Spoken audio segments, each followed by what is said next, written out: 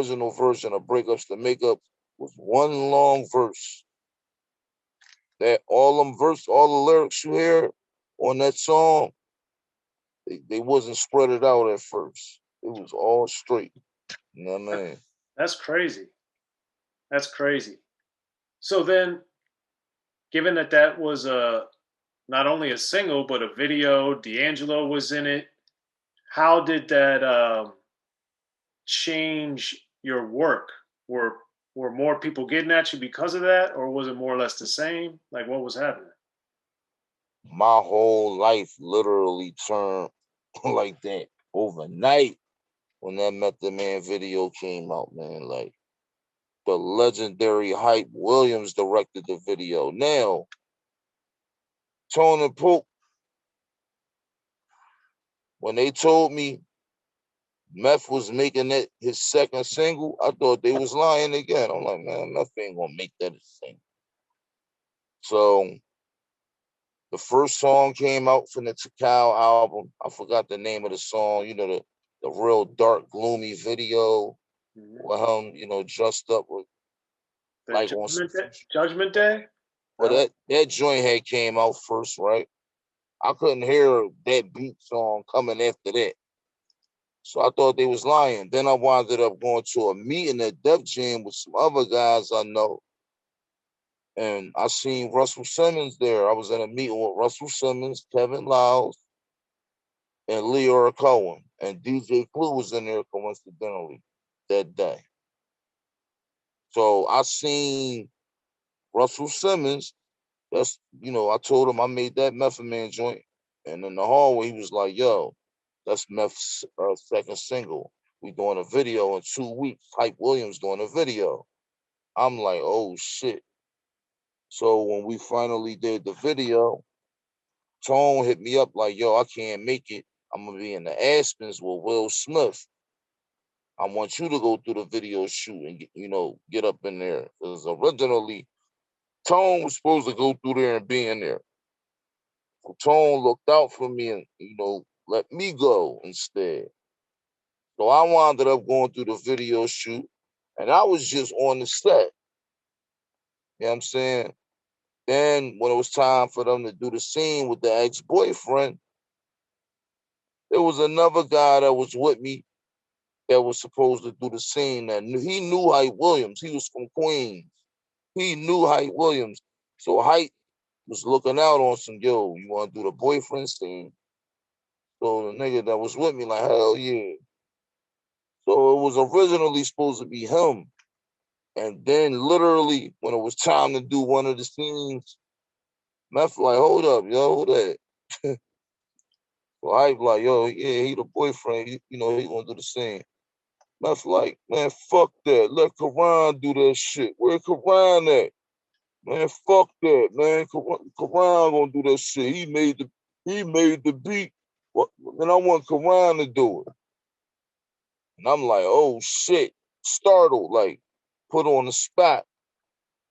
And it's crazy because that morning somebody literally was about to kill me. A gun got pulled on me and all that shit. Like, I literally probably would have died or got shot up the morning of the Method Man Breakups to Makeups video.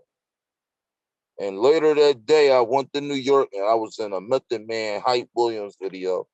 So we shot the video in Southside Jamaica, Queens, because that's where Hype Williams is from. So he shot it in his neighborhood. So 50 was out there because that's 50 neighborhood too. So, the whole neighborhood outside. This when videos look like a movie set.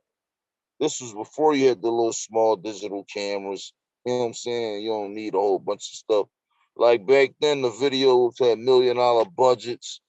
They had trailers and all kinds of set equipment, and it looked like they were shooting a movie, literally. So the whole neighborhood was outside on set, especially when they like, yo, Method Man video and D'Angelo and shit.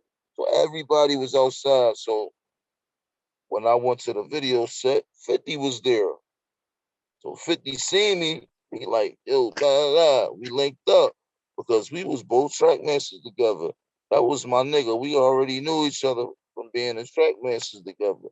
So coincidentally, that video was being shot in this neighborhood, and he was on the set as he should have been. Like, so that's when I was doing that scene, and 50 wound up becoming my man partner in the video. So if you watch the fighting scene in the club, you'll see 50 fighting nothing his peoples with me. Or if you watch the scene when I'm talking to the girl in the club at the bar, you'll see 50 standing right there talking to the other chick right next to me. That was the first real video 50 was ever in. And it's crazy because like he was in a little Onyx joint before that. But that shit don't count. We ain't hold no weight. Like his first major big look was the Hype Williams, Method Man, D'Angelo breakups to makeups joint. That was his first like major good look. So it's crazy because indirectly to this day, him and Meth know each other from me indirectly. You know what I'm saying? Because he met Meth with me. So that's why Meth on power to this day indirectly. You know what I'm saying? It's crazy how life worked out. But shout out to 50, my fucking nigga, man. The king, man. You know Yeah, what I that's mean? Shout crazy. out to Meth once again. You know what I mean? That's Shout crazy. out to my nigga Gary too, man. Maxed out plumbing is the fucking best. Everybody follow me on my Instagram and Twitter at Karan Goodman. Everything is Karan Goodman, real name, no gimmicks. Subscribe to my YouTube page, man. Hit the comment, post it, your likes. Subscribe. Cue Ball TV is the fucking litty is lit.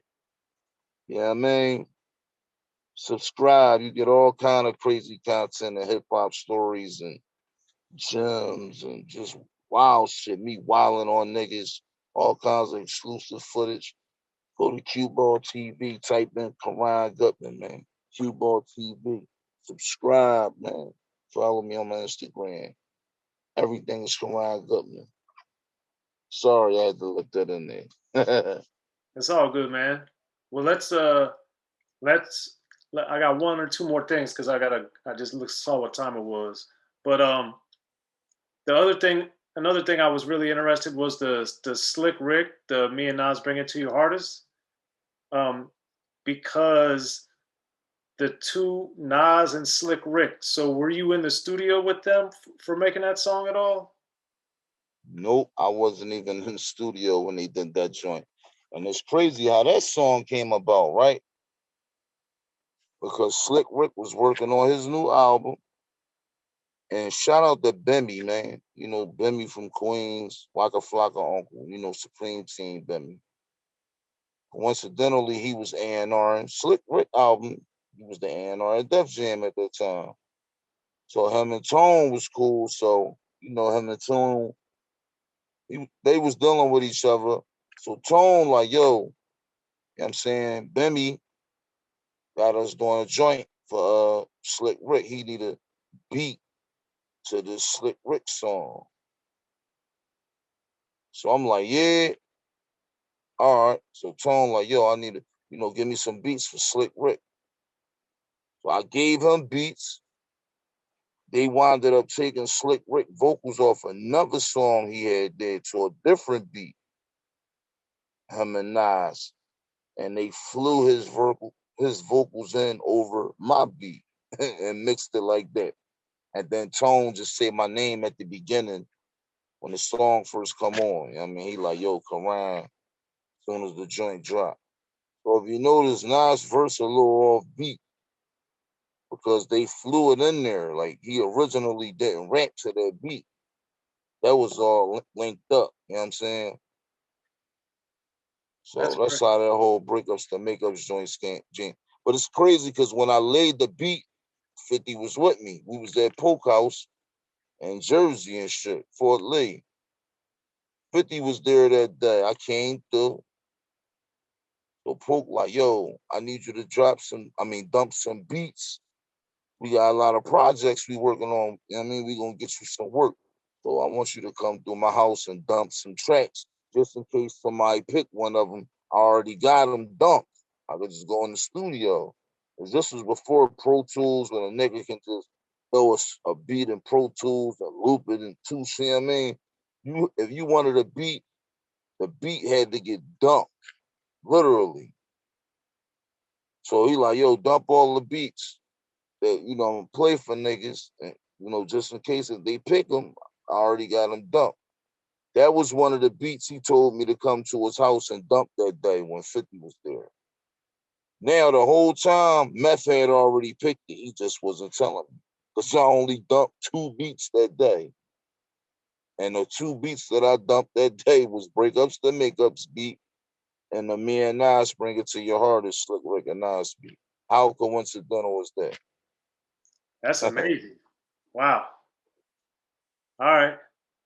Well, there it is.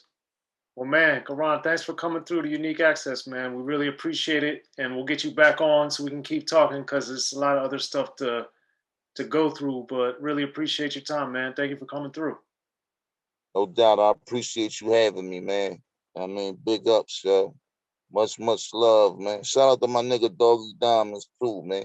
West Philly in the fucking building. You already know. Subscribe to Cue Ball TV, man. Karan Goodman, Cue Ball TV, man. YouTube. Hit my Instagram up and Twitter at Karan Goodman. Everything is Karan Goodman. Real name, no gimmicks, man. Cue Ball TV, man. It's lit. Trust me.